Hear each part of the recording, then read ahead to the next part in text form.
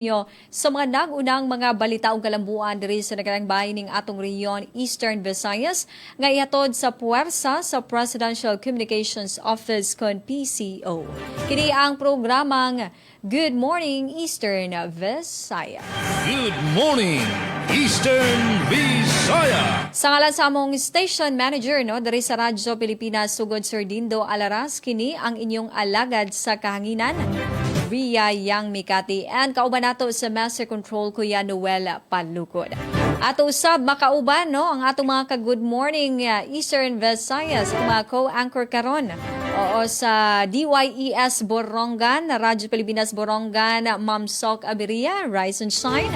Also sa Philippine Information Agency kun PIA, Ma'am Alet Reyes. And ato'y pasabot kay karong adlaw dito dai sa Kalbayog o adunay power interruption, so mao na nga kita sa karon ang magdumala ning programa nan paningkamutan po hopefully makabalik ang ang linya sa kuryente diha sa Radyo Pilipinas o Kalbayog para ato pong makauban ang atong co-anchor karon nga si Ma'am Suset.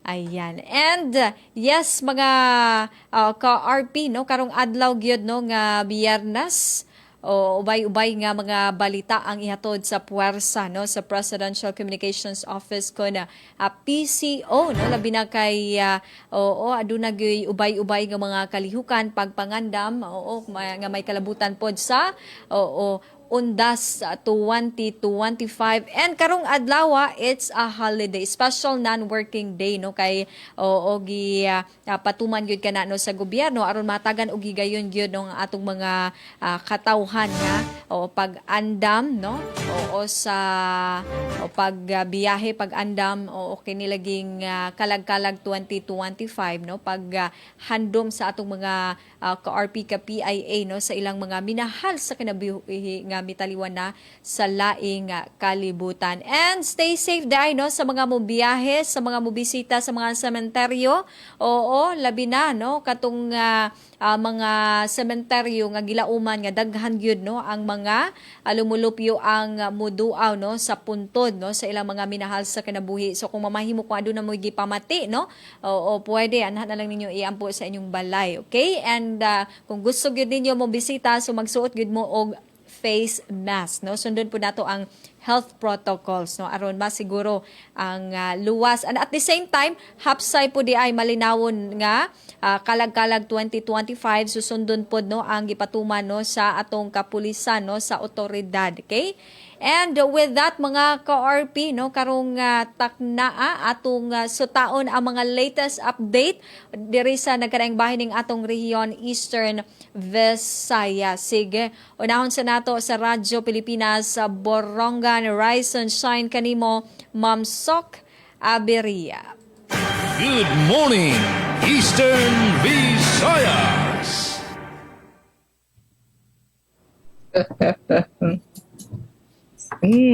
Sige, parang di na, okay ba?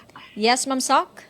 Go ahead. Yes, anay, di na kikiuyon. Sige, anay ada i-restart, di dito na amon computer. Kaya bagan, dari na nakooperar. Sige, anay, one more time. Yes, di amon, sugod di iyo dapit in... as in rice. Mr. Sunshine, amon didi gin papamatudan talaga nga iton Borongan City of the Golden Sunrise. Kaya sana diri dadamain maglubad diretsyo ito na panahon, as in okay didi iton amon na panahon didi naman iton yung stasyon didi syudadahan na Borongan. Kay dani man damain binarangay ita pag-uwan didi tin mo matangan iton yung stasyon na barangay alang-alang rani liwat iton barangay Tabuk.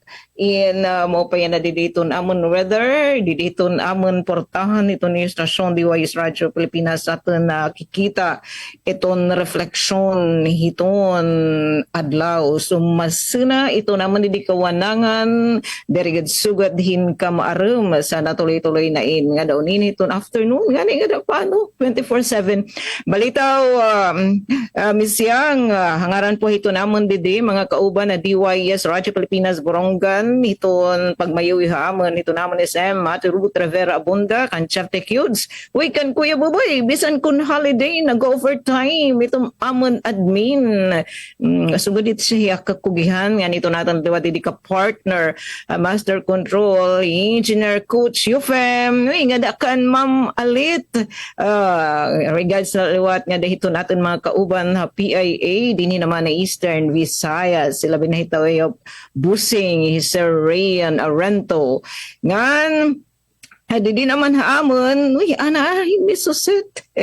Binalik na ito na kuryente. Speaking of pagtaga-kuryente, ay, may didihamon lugar, Borongan, nga nakakasinatihin power interruption. Base ni nga panunsyo naman ka-operatiba, may dihira isang Melco advisory, may da scheduled power interruption. Yan na nga Oktubre 31 Friday. Iyan matagtaod pa naman 9 AM to 3 PM ang apektado ini.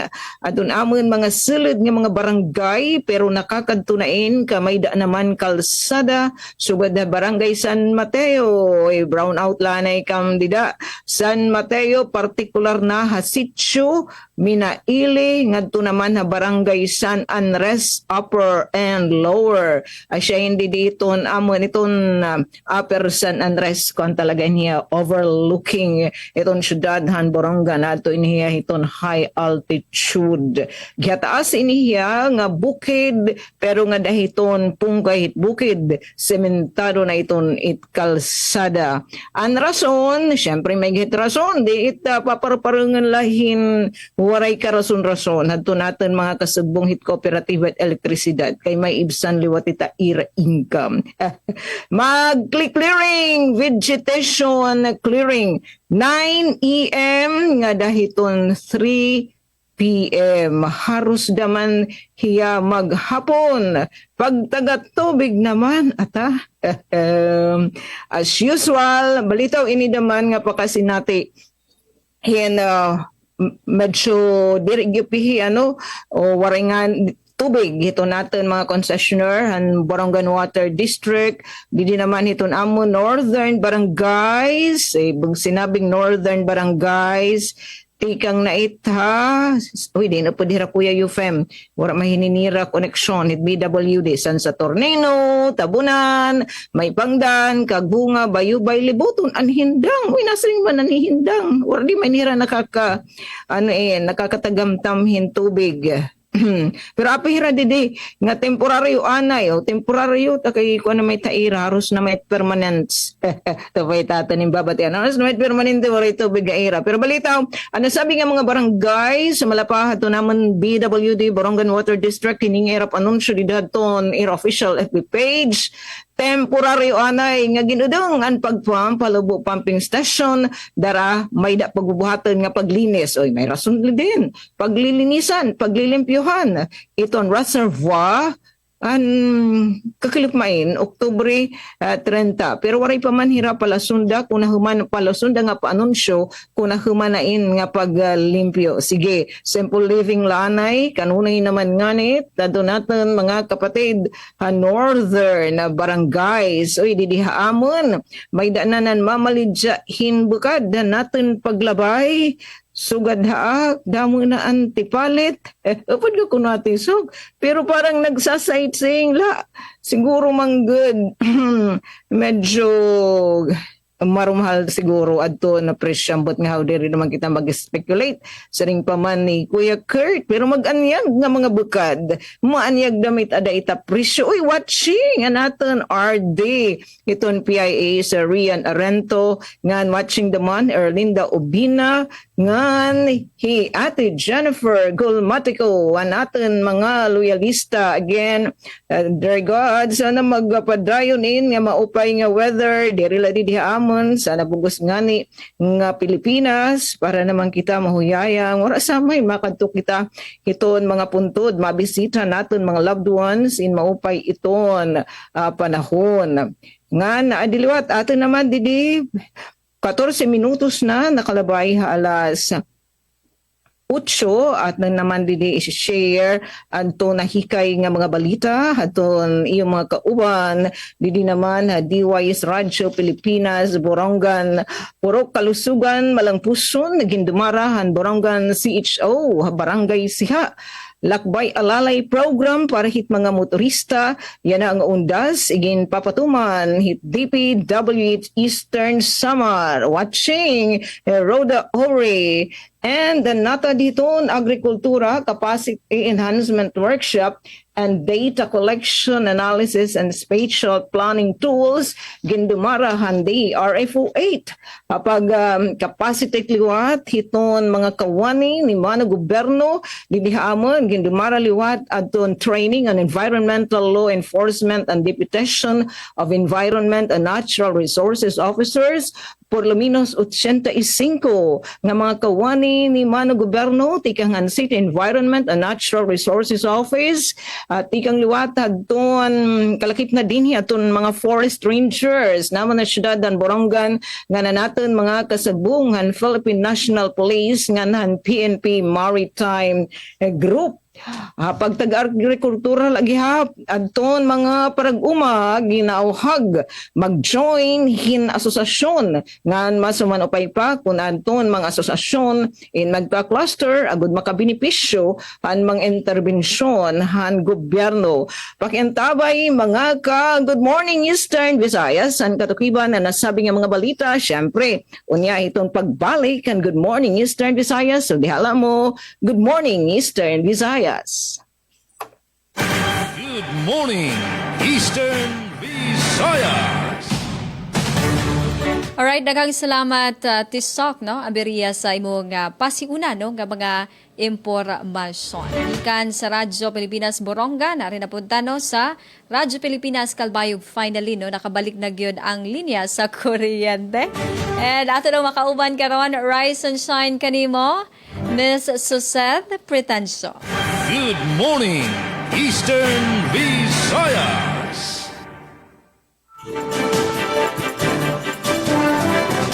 Yes, rise and shine. Ate Rhea Mecate. Damo nga salamat sa RP Sugod sa pagsalo. Kay kami yung tayanan mag-host pero kay nag-brown out man dede sa dede sa syudad San Calbayog. So ang rason sa pag-brown out ginuhulat pa naton an anunsyo sa Melco 1. So hulat-hulat la kita nagpo-post man iton sa Radayon liwat kon na hibaroan na an kausa san sini nga mga emergency interruptions, emergency power interruptions. So good morning. Ate Rhea, sa bugos nga pwersa sa RP Sugod sa pagpamuno ni Sir Dindo Alaraz. Nga mapalit nga aga kan Ate Sok Aberia ang sa bugos nga pwersa sa RP Borongan sa pagpamuno ni Ma'am Ruth Rivera Abunda. And of course, mapay nga aga liwat kan Ma'am Alet Reyes sa PIA Eastern Visayas o PIA Leyte. And syempre sa aton Regional Director kan Sir Rian Arento. Yes, good morning sa iyo nga tanan. Oo, nagbabalik kami. Oo. Dire kami mag-ghost sa iyo. Mao. Ade, mga pauna nga impormasyon dide sa Calbayog. So sa kuryente, yan na nga aton emergency power interruption. But aside from that, may adason good news nga gin-announce sa Melco 1 kakulop kay pag-abrihan na ang Gandara Service Office nga kundiin adton inisiya sa Barangay Adela Heights sa Bungto San Gandara Samar ngan magtitikang na an era operasyon sa Nobyembre 3 Monday next week.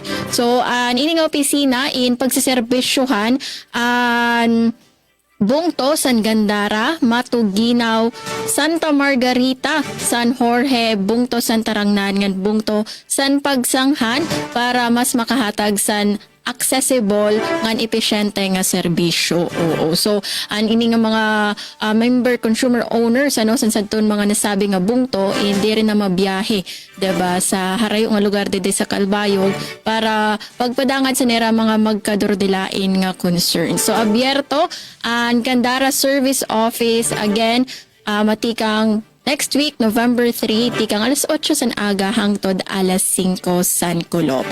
Samtang, dugang pa nga pahibaro sa Melco 1, an era nakatanaan nga accreditation seminar for barangay electricians iniin pagdumaraon na sigurado na iniliwat sa November 3, 2025 Monday tikang alas 9 san aga ang venue Consumers Lounge sa Melco 1 headquarters Barangay Karayman. So sa mga parehistro, take note ka mo sa new schedule para ma-accredit ka mo como mga certified barangay electricians. Ngan pagpahinumdum lang naton, wala ini walk-in nga mga applicants, So, ang mga nakaparehistro la, mag-attender sa sini nga accreditation seminar. Ikang sa kuryente, kadto naman kita sa update naton sa aton tubig dede sa syudad San Calbayog.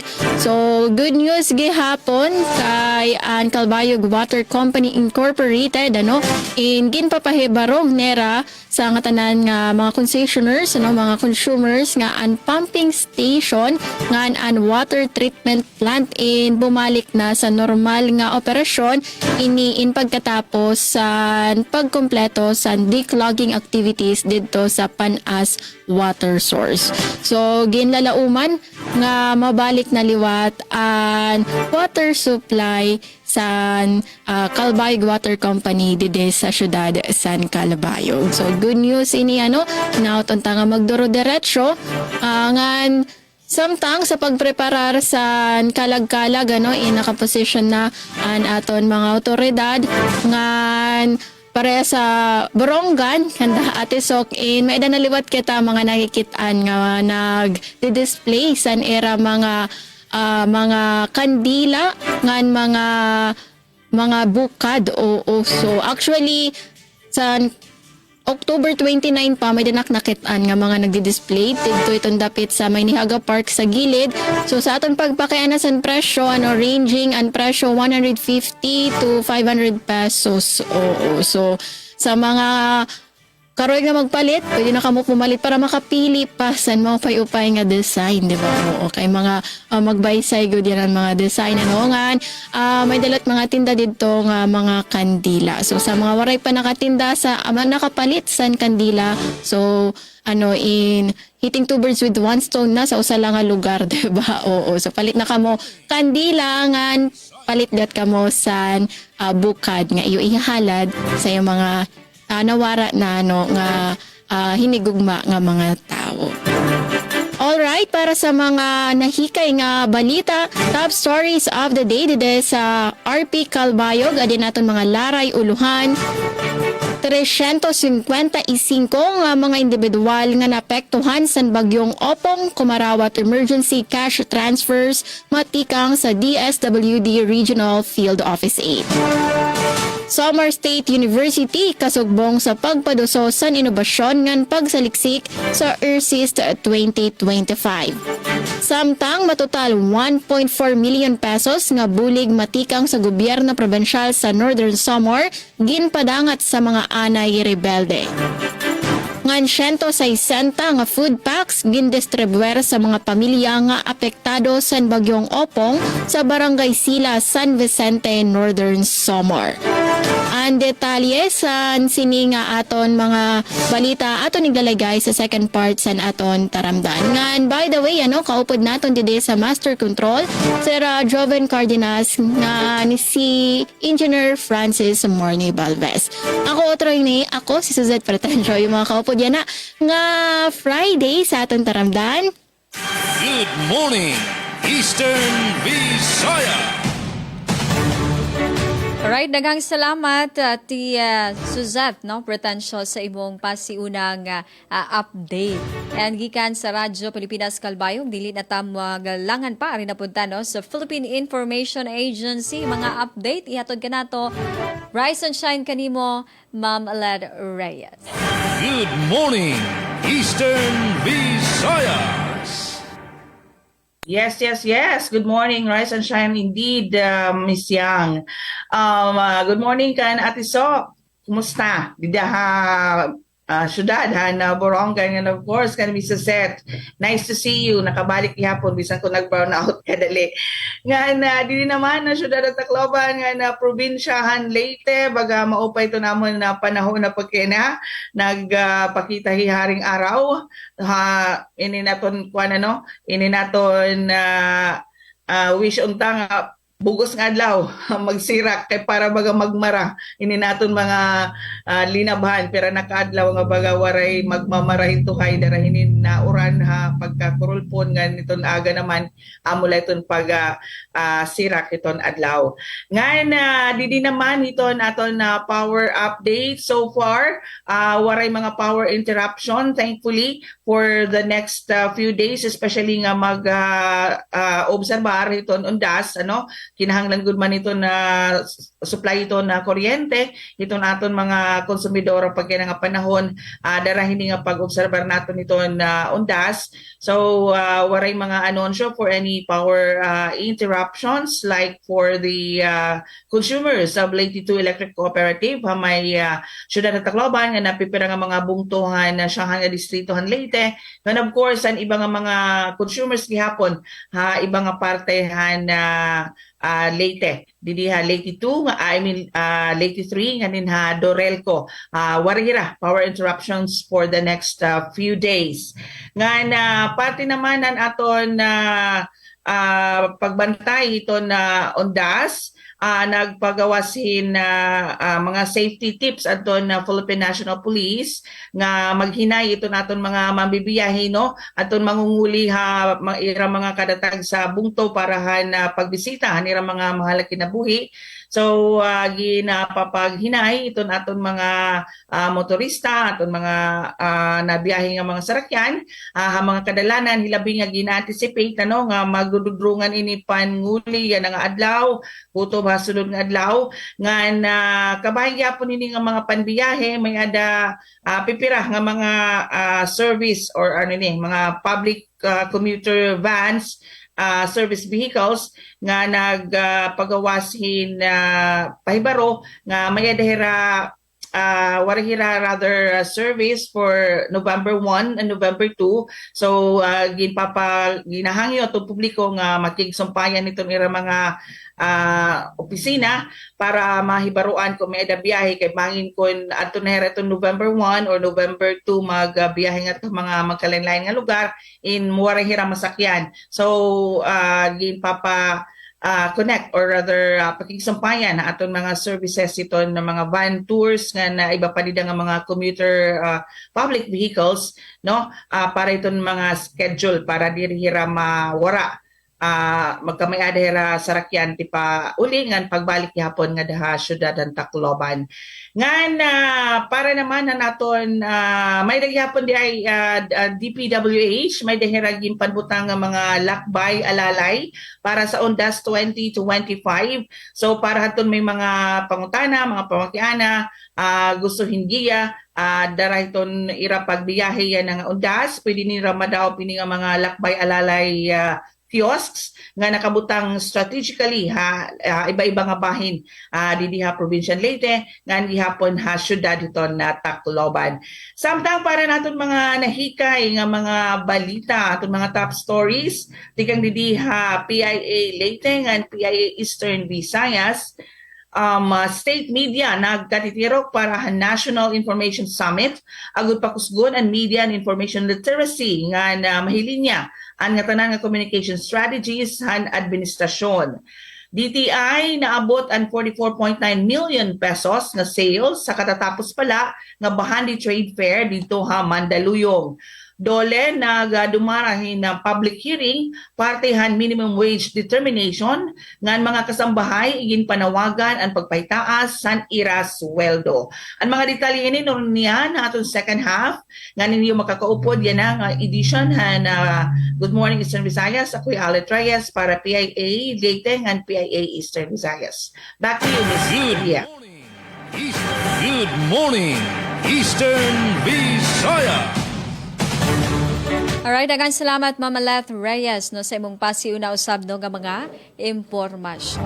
And para usab no diri sa probinsya sa Southern Leyte, so far so good po no ang atong panahon karon cause finally nagpakita na usab no sa iyang bidlisyo si Haring Adlaw, so hopefully no makasinati taon taog maayong panahon labi na kay karong adlaw do nagyoy mo biyahe no paingon sa ilang mga panimalay and muadto po no sa mga sementeryo gig paghinlo gyud no sa puntod no sa ilang mga minahal sa kinabuhi nga mitaliwan na sa laing kalibutan. And speaking of kaning kalag-kalag pod no, today pasabot mga ka-RP no, gipagawas ning update gikan gyud sa simbahang Katoliko no diri sa lungsod sa Sugod sa Diocesan Shrine Parish of the Immaculate Conception no kay karong adlaw mao October 31 mao ang Hallows Eve. Ayan. And then November 1, All Saints Day. November 2, All Souls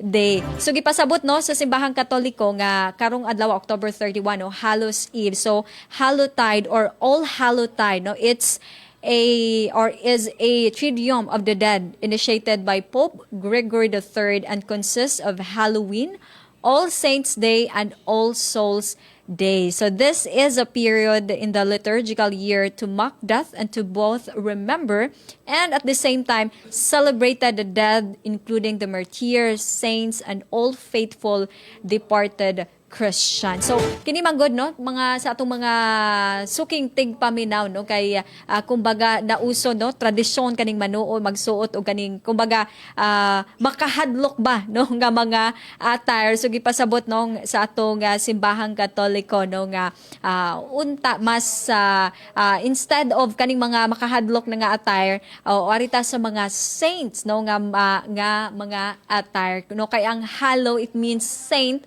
as noun, but as a verb it means holy and in means evening. So Halloween means All Hallows Eve. So aduna pud sila dugang pod no nga pahimang no sa atong mga ka-RP nga ang Halloween ay ginugunita sa buong mundo ng mga Katoliko bilang pag-alala sa mga santo. So Halloween plus hallow means saint as noun, but as verb again it means holy and in means evening. So hallow means All Hallows Eve. So in Tagalog ito ay gabi ng mga banal. So hindi dapat magsuot ng mga costume na pang demonyo, mangkukulam, engkanto, multo, duwende at kung ano-anong costume ng masasamang espiritus dahil hindi ito utos no ng simbahan at tahasang paglabag sa pananampalataya. So dapat nating gayahin at pagnilayan na ang buhay ng mga banal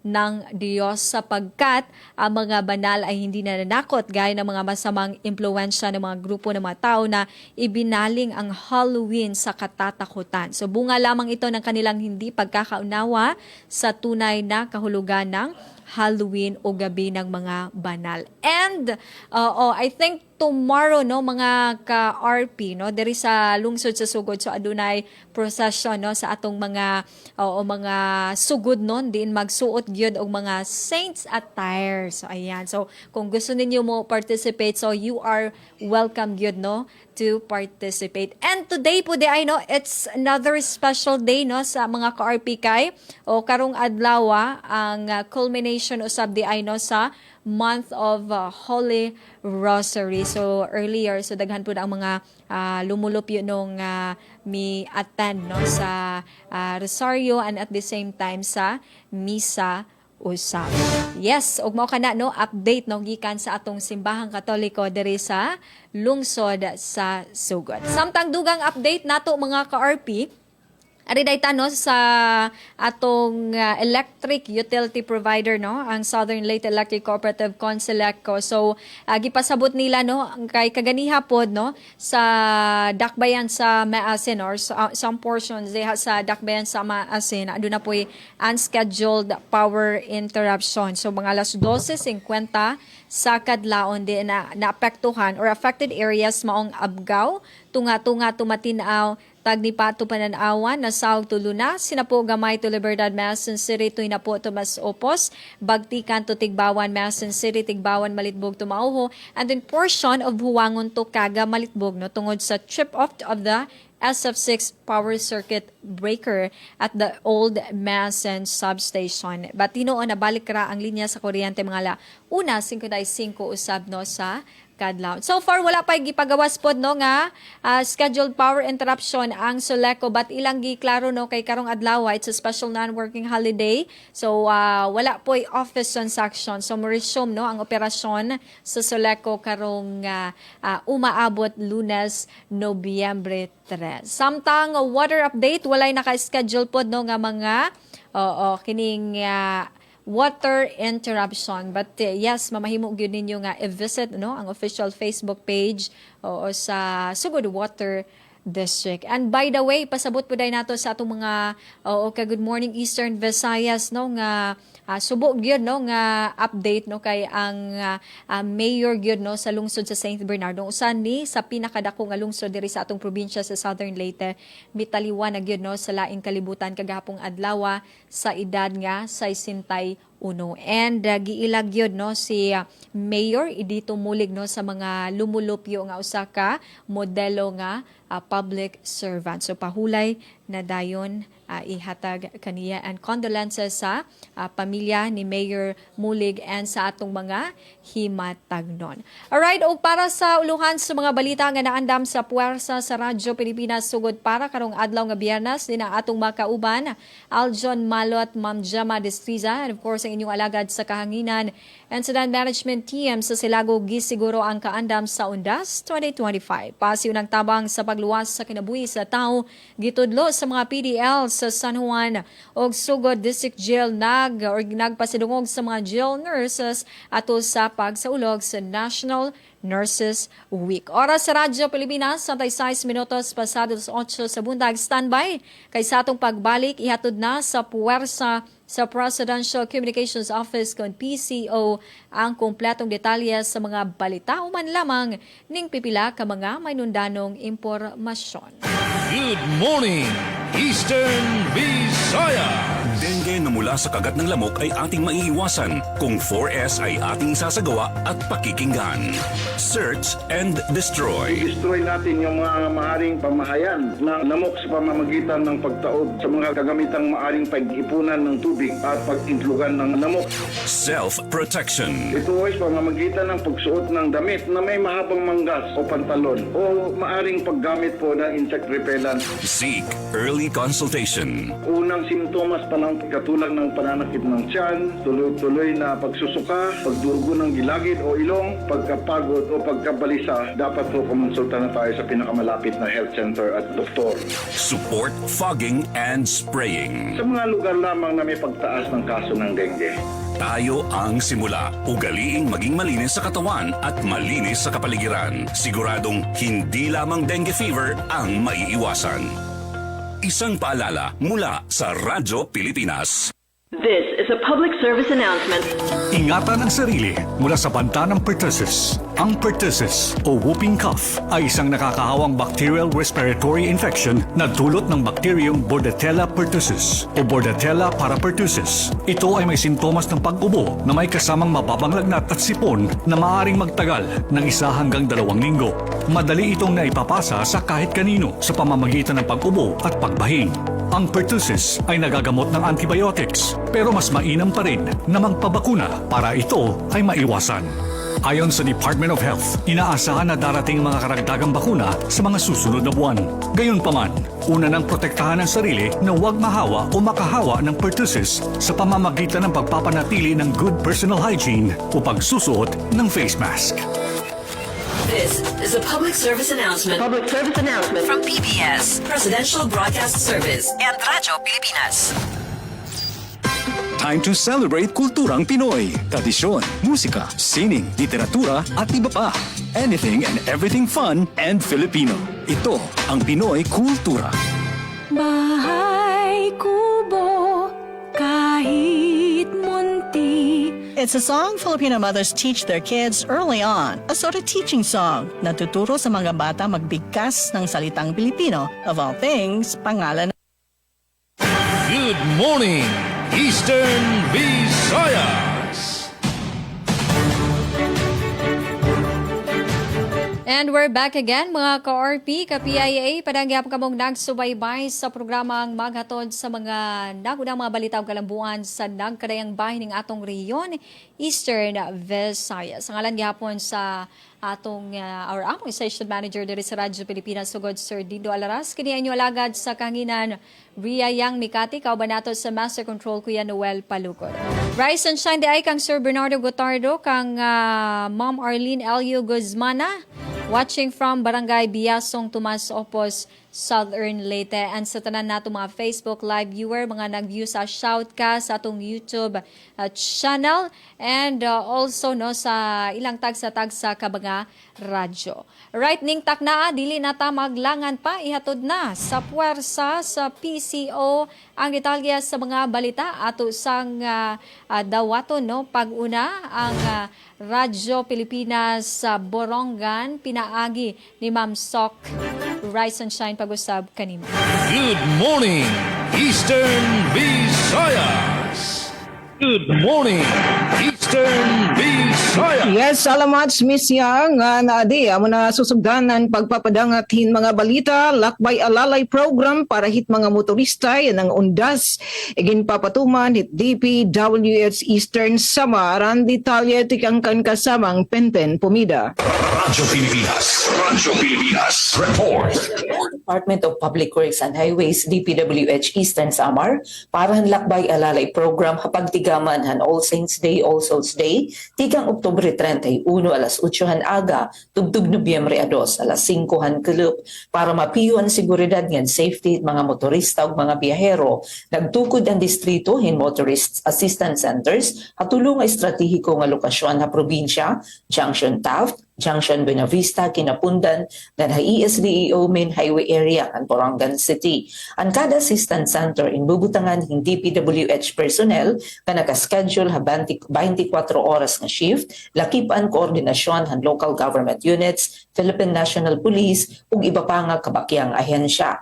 Tuyuhan mga assistance center nga maghatagin kadagmitan nga ayuda, nga orasin mga emerhensya, ug pudan impormasyon ha kalsada, minor nga pag-upay hin mga sarakyan, ug pakikoordinar ha ibang ahensya kung pagkikinahanglanon. Sumalakan District Engineer Jehela Rojas, ang programa'y nagtutuyo nga masiguro nga tanan nga national roads nga bridges sa distrito talwas agian kan maging mahimyang ang kahimtang habugos nga selebrasyon. Iginmando liwat ni Rojas nga magkamay-aday tuhay nga signages ng traffic advisories sa mga kalsada nga may daging dudumara nga proyekto agud malikayan ang aksidente ngan masiguran seguridad han publiko. Ang lakbay alalay program in isang regular nga inisyatibo han DPWH ginbubuhat ang mga halabang holidays ug ang Holy Week nga undas para masigurado ang safe nga biyahe han publiko. Para habagong Pilipinas, Penelope Pumida, Radyo Pilipinas, Radyo Publiko, Borongan. Damo nga salamat kasamang Penpen Pumida. Good morning, Eastern Visayas. Samtang, siyahan nga balita dide sa RP Calbayog, 355 nga mga individual nga naapektuhan sa bagyong Opong, kumarawat emergency cash transfer tikang sa DSWD Regional Office 8. Detalye matikang kan Charmaine Perito Balvez. Radyo Pilipinas. Radyo Pilipinas. Report. Gintikangan sa DSWD Field Office 8 an emergency cash transfer sa mga pamilya sa Samar na naapektuhan sa naglabay nga bagyong Opong. Sa pinakauri nga datos, umabot 231 ang mga benepisyaryo sa Santa Margarita ug 124 sa Gandara. kada benepisyaryo nakakarawat bulig pinansyal como parte sa nagpapadayon nga ECT payout 10,106 pesos para sa totally damaged and balay ug 5,216 pesos naman para sa partially damaged. Mahihinumduman nga sa paglabay sa bagyong Opong, ini nagresulta sa pagbaha kundi indamo nga mga pamilya ang naapektuhan. Ining inisyatibo parte sa mandato sa DSWD nga magpadangat kinahanglanon nga bulig sa mga pamilya nga apektado sa nanuman nga kalamidad. Samtang igpapadayon pa ang ECT payout sa iba pa nga mga munisipalidad sa masunod nga mga adlaw. Para sa Bagong Pilipinas, Charmaine Perito Balvez, Radyo Pilipinas, Radyo Publiko, Calbayog. Damo nga salamat, Charmaine, sa imo report. Good morning, Eastern Visayas. Siyahan nga sumatig ang Lidia Provincial Leyte nga syudad ng Tacloban State Media nagkatitiro para ang National Information Summit agud pakusgon ang media and information literacy. Adan report ni Sir Rian Arinto.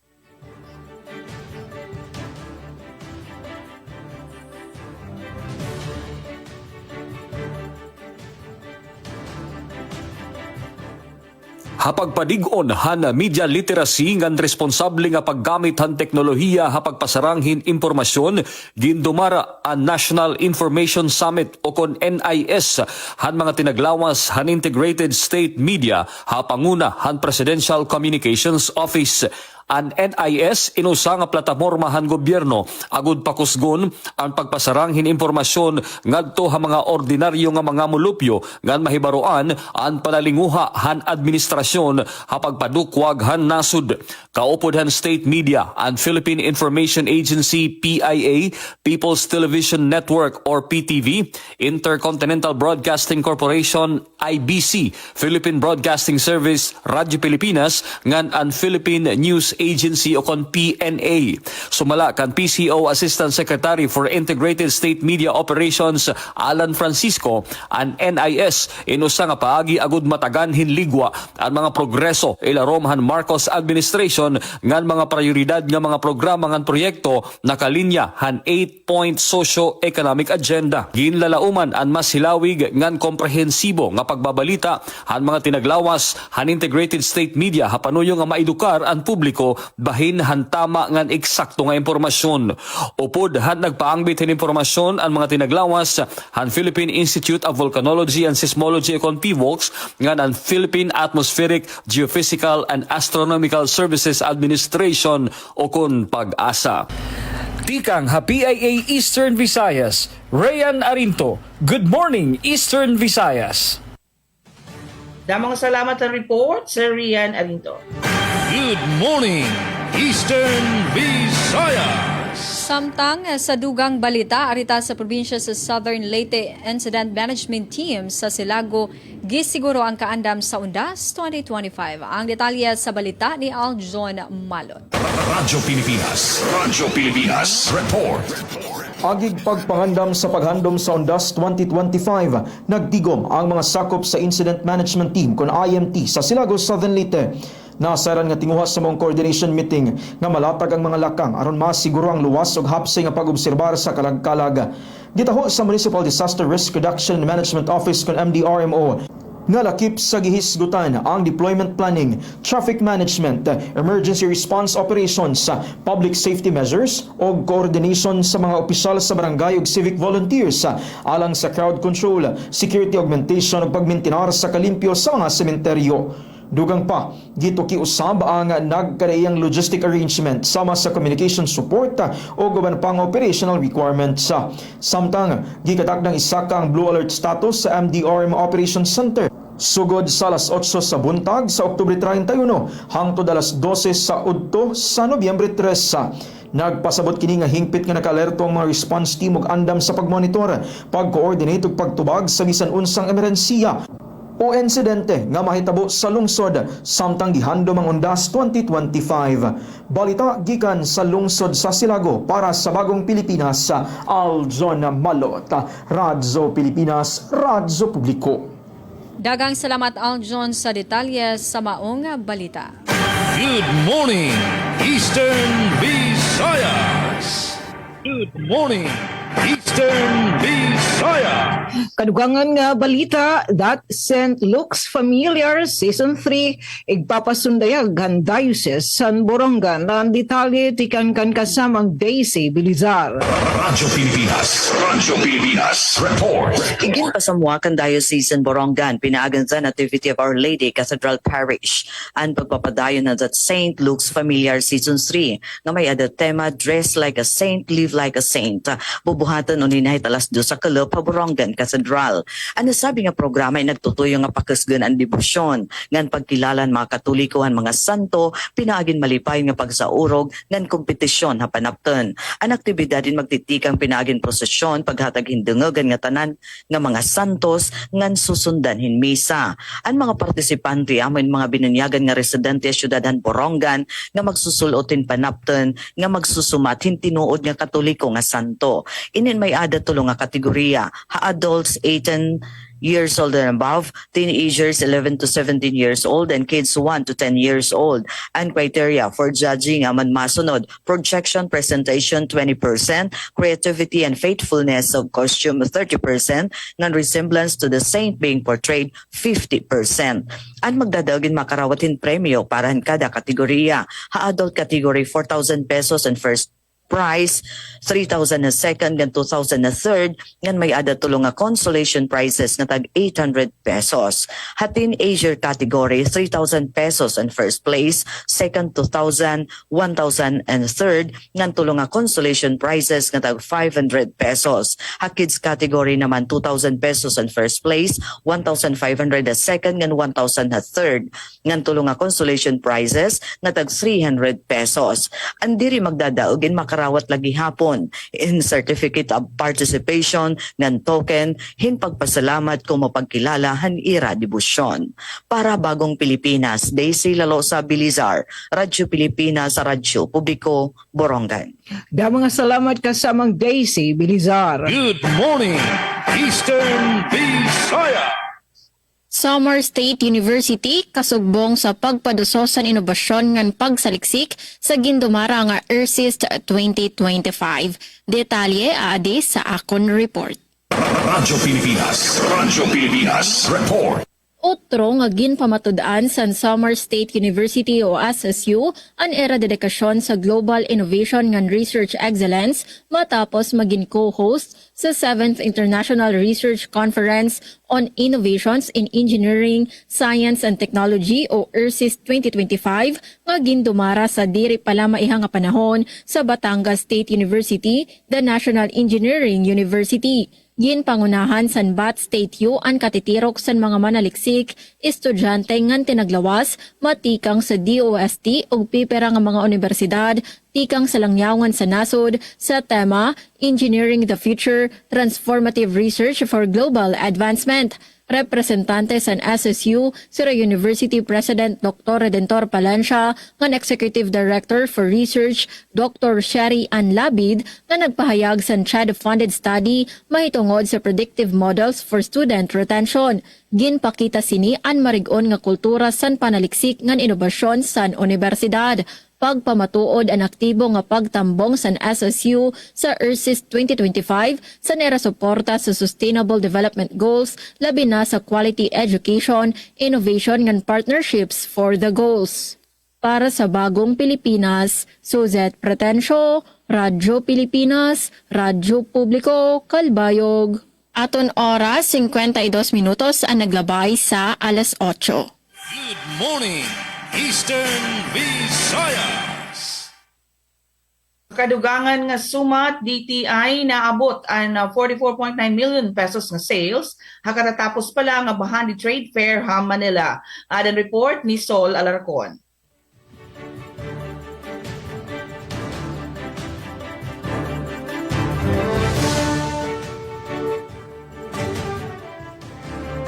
Natutal nga tanan nga 44.9 million pesos ang nahikay nga sales. Han 140 nga DTI assisted micro, small and medium entrepreneurs o MSMEs durante 5 kaadlaw nga bahandi Eastern Visayas Trade Fair nga ginbuhat dito sa Metro Manila. Nalabuan nini ang target sales nga 43 million pesos. Sumalakan ang Thea Ivy Bourbon and Chetad Regional Information Officer han DTI ang nasabing aktibidad ng mga MSMEs yung sa kalampusan para masusteneran ang lokal nga mga negosyo nga mga kabulig pagpadukwag han rehiyon. Kalakipan mga ginsurong nga mga produkto tikang ha aton rehiyon amo ang mga kakanin sugadan chocolate moron suman nga ang mga produkto tikang halubi sugadan suoy mga juice drinks kalakip na itong locally made nga udong miswa pansit kanton nga damo pa nga iba kalakip gihap nga ginsurong amo itong mga bags nga mga tikog nga banig nga damo pa ang bahandi in binisaya nga pulong nga ang kahulugan treasures o mga karikuhan nga amo itong ginggamit o ginggamitan nga brand han DTI ha mga trade fair han rehiyon tikang pahan 1987. Tika nga PIE Eastern Visayas, Sol Alarcon. Good morning, Eastern Visayas.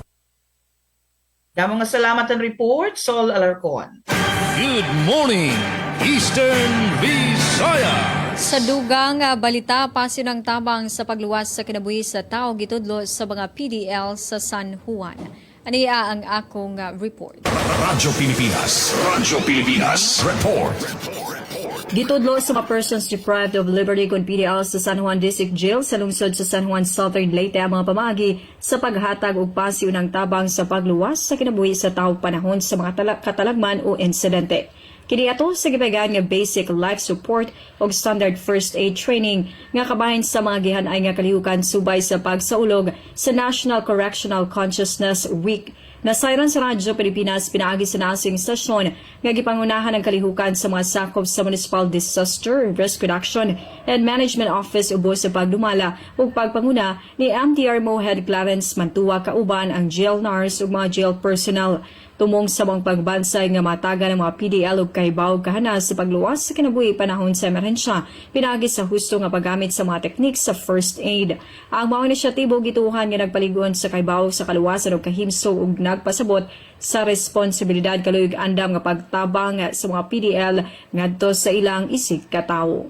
Balita gikan sa lungsod sa San Juan para sa Bagong Pilipinas. Ria Mikati, Radyo Pilipinas, Radyo Publiko. Oras sa Radyo Pilipinas, 5 minutos na pasado alas 8 sa buntag. Good morning, Eastern Visayas. Good morning, Eastern Visayas. Yes, nalanat pag-join na Good Morning Eastern Visayas si Ramerl Hikumungan hi Mercy Hadel. Adipan kadugangan namon nga balita, puro kalusugan, walang puson nga gindumarahan, Borongan CHO, Barangay Sihan, detalye tikangkan kasamang Dayan, Kamplon. Radyo Pilipinas, report. Ang Borongan City Health Office sa pangunguna ni Dr. Celedonia Alvor nga napakigsumpayan ng Department of Health Human Resource for Health in Malangpuson nga nagdumarahin purok kalusugan proper nutrition awareness campaign na Barangay Siha, Borongan, Eastern Samar hadtong Oktubre 27. Ining inisyatiba may panuyong umatagandaan ito ng importante nga papel itong saktong nga nutrisyon hapagduso itong himsog nga pagsulig pagtubo nga nagkalangbuan itong kabataan ug mga pamilya sa komunidad. Ang mga naipadangat ng serbisyon City Health Office in ang masunod: deworming, vitamin A supplementation, feeding activity, first 100 days awareness, ngan wash or water, sanitation and hygiene awareness. Daka naman ang pagpapasalamatan mulupyo, hayran na tagamtaman niya libre nga serbisyo. Sugad man magpapadayon itong buhatan hapag dumaray mga kaparehong aktibidad, haiba pa nga barangay hapag siguro iton mas himsog, mas makusog nga well-nourished nga komunidad. Darangan saktong nga nutrisyon inansusi hamas malamrag nga kabubukasan. Impormasyon na hikay pinaagihan Borongan City Health Office. Para Bagong Pilipinas, Dayan Kamplon, Radyo Pilipinas, Radyo Publiko, Borongan. Mga salamat kasamang Dayan, Kamplon. Good morning, Eastern Visayas. Samtang balik dide sa RP Calbayog, matotal 1.4 million pesos nga bulig matikang sa gobyerno probensyal sa Northern Samar ginpadangat sa mga anay rebelde. Detalye ade sa akon report. Radyo Pilipinas, report. Komo kaparte san padayon nga pag-ungara sa kahimyangan reintegrasyon, 36 nga mga anay rebelde ang nakakarawat san kabugusan nga 1.4 million pesos nga bulig matikang sa gobyerno probensyal sa Northern Samar sa ilarom sa Local Social Integration Program o LSIP. Gindumara ang seremonya san pagdistribuer kasan Kolop Oktubre 29, 2025 sa UEP Centennial Hall. Kaparte ang mga benepisyaryo sa nikasiyam nga batch sa mga reintegrated peace builders nga nakatapos sa 3 ka bulan nga programa sa Balay Darangpan Center nga kundiin pumailarom sa mga training og psychosocial modules para sa utro nga pagsulod sa sosyedad. Ginpangunahan ni Governor Harris Christopher Ongchuan, chairperson sa Provincial Task Force to End Local Armed Conflict o PTF-LCAC, ang distribusyon sa nayuda, kalakip ang mga tinaglawas matikang sa DILG, 803rd Infantry Brigade, NSPPO, UEP, DepEd ngan PSWDO. Sa iya mensahe, gindayaw ni Governor Ongchuan ang mga anay rebelde sa pagpili san kahimyangan pagbag-o san kinabuhi o ginawhag sira nga maging inspirasyon ngan taga-proteher san kahimyang o kahapsay sa probinsya sa Northern Samar. Para sa Bagong Pilipinas, Suzette Pretencio, Radyo Pilipinas, Radyo Publiko, Kalbayog. Aton oras, 59 minutos ang naglabay sa alas 8 para nakita oras mao nga maguna na kami manamilit dede sa RP Kalbayog. Damo nga salamat sa mga namati yan na sa aton. Damo nga salamat sa ako nakaupod nga news contributor yan nga aga si Charmaine Perito Balvez. Nga damo liwat nga salamat sa aton nakaupod dede sa Master Control si Joven Cardenas ngan si Engineer Francis Morney Balvez. Sa ngaran sa naton acting station manager Hinaro Navilon, ako otro ini si Suzette Pretencio. Iyo nakaupod yan na nga edisyon sa naton taramdan. Good morning, Eastern Visayas! Samtang din naman na probinsya ng Leyte, ang siyudad ng Tacloban, din namon na temporaryong tapuso na namon partisipasyon, din programa, hangaran na namon regional head, kan Sir Rian Arinto, nga na namon mga contributor, yan ang edisyon, kan Sir Rian Arinto yapon, ngan kan Natisol Alarcon, damo nga salamat, ini Alit Reyes, good morning Eastern Visayas. Good morning, Eastern Visayas! Yes, so gadman din namon nga site at UIS Radyo Pilipinas, Borongan, nangaran po ito namon ni Sam, Ate Ruth Rivera Abunda, kan Chef Tikyuds, kan Kuya Buboy Rubin, nga nag-overtime, nga na sugadman din natin ka-partner, Master Control Engineer Coach Yufem, nga nangaran natin mga tigkontraberan mga balita, Ate Pen, Ate Dayan, nga Ate Daisy, Ate Sok, makausap pa. Eastern Visayas! Alright, daghang salamat no sa atong mga kauban no karon Ma'am Sok, Miss Suzette and also si Ma'am Alet and sa ngalan usab no sa among station manager diri sa Radyo Pilipinas sugod Sir Dindo Alaras and of course ang atong news contributor no nga si Aljon Malot and also ang atong kauban karon sa Master Control Kuya Noel Palugod. Kini ay inyo lagad sa kahanginan Ria Yang Mikate. Daghang salamat sa pagsubaybay sa atong tulumanon. Good morning Eastern Visayas and God bless Pilipinas. Radyo Pilipinas! Radyo Publiko! Radyo Pilipinas!